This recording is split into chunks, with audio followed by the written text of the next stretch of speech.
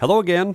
Someone has requested that I work on this image. I did a blog post about this the other day and how I use textures to create a whole different image from a blah image, as you can see.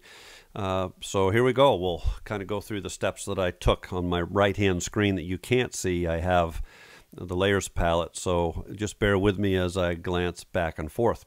The first thing I did on this image was use my trusty Nik filters, and I really love a number of things that you can see in this palette. And by the way, this is something you can have or not have. You can choose to have this floating palette or dock it or what have you. From Nik, I like having it, and these are my favorites. You simply hit the star when you're in Color Efex Pro. You'll see that come up here in a second. But I used tonal contrast on this, and I used the default settings. Here's the stars, by the way, so you can see the colored stars. Those are my favorites, and that's what shows up in that palette. I just simply accepted the 30, 30, 30, and 20 values over here in their default, and that's what I wanted. So we'll just accept that. And it just gave me some nice detail and texture in the rocks and in the lighthouse is really what I was after. The next thing I did was just do a simple check on my levels to see where things stood, and I felt like I should brighten that up a little bit. So I did that. And then we got busy with the texturing portion. So those are the first two kind of basic things. I really like Totally Rad Dirty Pictures as my interface for doing my texturing. I like a number of textures, my own, that I put in a folder, and I really like the flypaper textures. If you want to add textures, just create a folder and then go to Options, Manage your texture folders, and there you go. You can add them by simply hitting the Add button, navigate to where they might be. For instance, here I would go to Downloads and go to Flypaper. I think they're in here somewhere. That's where mine would have been, and I would have hit this and chosen that and added them that way. Make sure that if you do that, it'll have a question and saying, do you want to create the thumbnails? It'll take a while. Yes, you want to do that. It's important to do that. It will take a while. It's a one-time deal.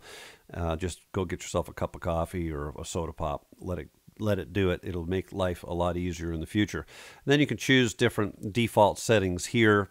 Hard light at 50% seems to make sense. So that's how you do that. Let's get busy. We can go pick a texture by selecting Pick a Texture.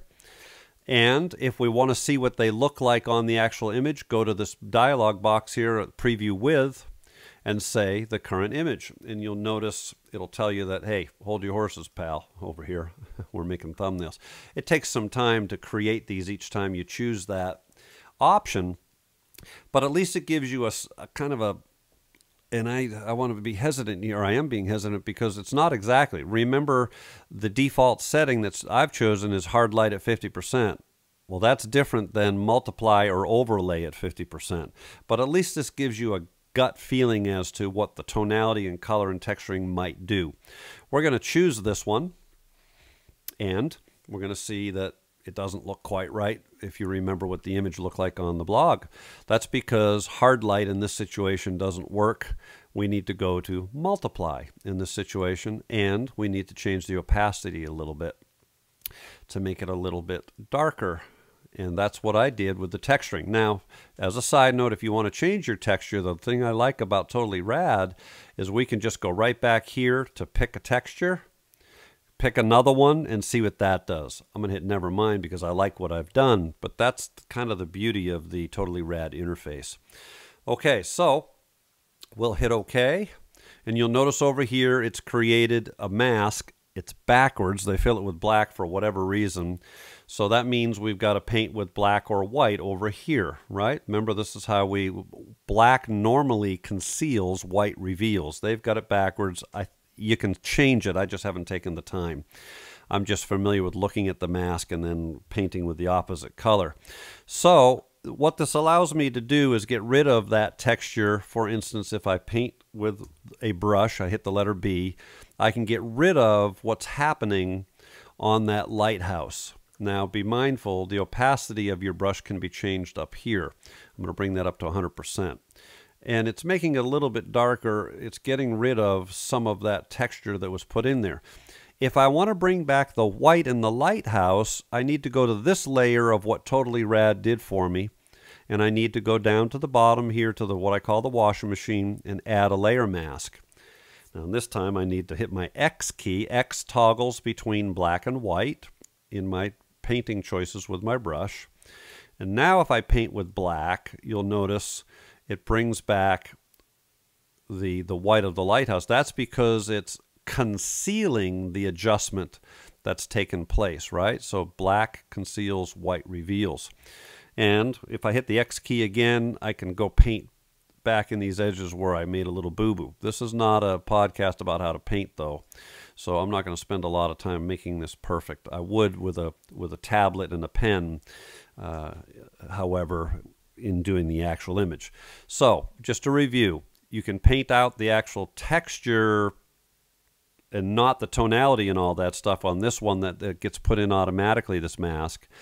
But if we want to bring back the underlying layer, we need to put in another mask on the other layer that Totally Rad is adding for us, and that's how we do that. Okay, next, I went ahead and just checked my levels again because it felt like it was a little dingy, and sure enough it was. So I brought the levels up after doing that texturing just a touch on the right-hand side to where the mountain of data started. And now I went over to my Nik products again, and I went over to something I use quite a bit, which is darken, lighten, center. Now, it's remembering where I was the last time. Let me show you how this operates. So place the center. If I place the center way over here, you notice what it did. It placed the lighter center, which is controlled by the luminosity slider here and the luminosity slider here. So this one affects the edges and makes the border darker or lighter, right? Darker or lighter. And then this one affects where I've placed that center. So let's go back and place the center where it should be in this particular image, and that's on the lighthouse. And I'm going to bring down that brightness a little bit on the lighthouse. And there we go. Now what we've done, and let's do it before and after, is we've added a nice darker edge and left that lighthouse bright, which allows that lighthouse to sing. And you know, that's what I want to do, is I want to draw your attention to the bright lighthouse in this scene. So darken, lighten, center is a nice tool to do that with. Okay, so once we're done with that, I wanted to add a little bit more contrast to the lighthouse and to the rocks, so I went back to tonal contrast for a second time. But this, and again, I accepted the default values of 30, 30, 30, 20, but this time I chose, instead of hitting OK, I hit brush.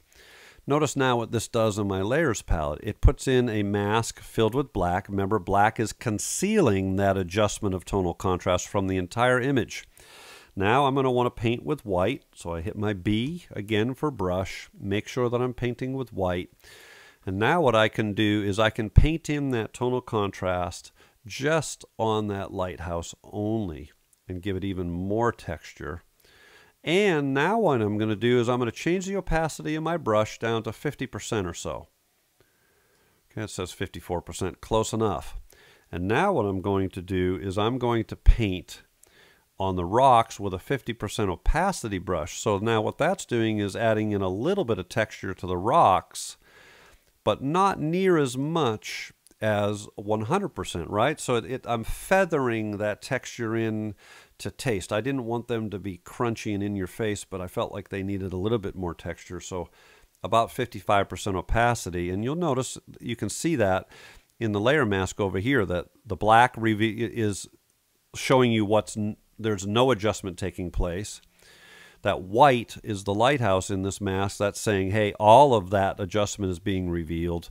And this gray is saying part of that adjustment is being revealed. And that's what I did in this particular situation. And then what I did is I went and you got to hit apply, sorry. When you're using the brush mode, notice this says you got to apply it. So before we're done, we have to apply, excuse me, what we did. All right, now I use my trusty friend Nik's Viveza 2 so that I could adjust the lighthouse red itself. So I went and got a control point. If you need to know more about Viveza and how it works, there's another podcast. Go look at that one. Okay, so I'm going to go select the red. I'm going to make my circle a little bit smaller. I'm going to brighten up that just by a little bit, and then I'm going to add some saturation to that and make that red on that lighthouse just sing. The other thing I'm going to do is I'm going to go grab another control point. Now I'm going to go inside of the lighthouse, the top of it there. Again, make the circle a lot smaller. And I'm just going to brighten up the inside there so it looks as though there's a light on inside the lighthouse. So let's take a look, see if we can see that. Sometimes in a podcast you can't. So it makes it a lot redder, more vibrant red. With Nik Viveza's ability to add a control point to certain tonalities, it makes that whole process really easy. Then I just hit OK, and now that makes that subtle adjustment there. And then the very last thing I did is I went into a curves dialog because I felt like the rocks were a tad blue. And I like to use the middle dropper, the gray dropper, in a curves dialog or curves adjustment layer. And then click on an area where I think it should be a neutral tonality. And that would be these rocks down here. The problem is it made the whole thing shift its color. I like what it did to the rocks, though. It made them, and I can click around to find where I really like it, but I like the rocks. They're pretty close. It's probably a little more neutralized than I would like. So all I'm going to do is I'm going to go to my opacity slider over here and drag that down to 50% or so. Now let's see what that did. So here's before, here's after. You can see it took away some of that blue. I might even go up a little bit higher to 60% or so. Okay, so there's my gray rocks. So what do I do to bring back the blue in the sky and the lighthouse that I liked? Yep, you're right. I use the layer mask. I paint with the color black in this case so that I conceal that adjustment I've done by using that middle dropper. And, whoops, I'm going to bring my opacity up to 100% again. And I start painting through this whole thing in the area that I want to bring back that blue. And you'll see that as evidence in the layer mask again. Down the bottom is white. That's revealing that adjustment I made by using that middle dropper in a curves adjustment layer. But I've protected that adjustment layer from happening up here. And there you go. That's pretty much the workflow that I used to get through this. Let's go and kind of go through a snapshot. I'll undo all these things. We started with that. I did tonal contrast. Then I did a slight levels adjustment. Then I put in my texture and I used some masking so that I would be able to protect and bring back the whiteness, if you will, in the lighthouse. Masks are great. I use them in a lot of things I do. I also added in there, if you remember, another levels dialog just to tweak the brightness of the image as I put the texture in there, because texturing can tend to change the look of something. You got to keep taking looks at what it's doing to the overall composite, and that's why I'll throw a levels in there in between. Then I did the dark and light and center so that it drew attention to the lighthouse. Then I did another tonal contrast, but it only affected the rocks and the lighthouse, and I used masking there, and I used the opacity of the mask, or the brush, if you will, to change how that affected, how much of that adjustment was revealed. I used Nik Viveza to make the lighthouse red and some brightness there. And then the last thing I did was a curves to adjust the tonality of the rocks and bring back some of that gray. There you go. I hope that was helpful and that you might be able to take some of these ideas and start creating some of your own textured masterpieces. I'd love to see some. Send them along.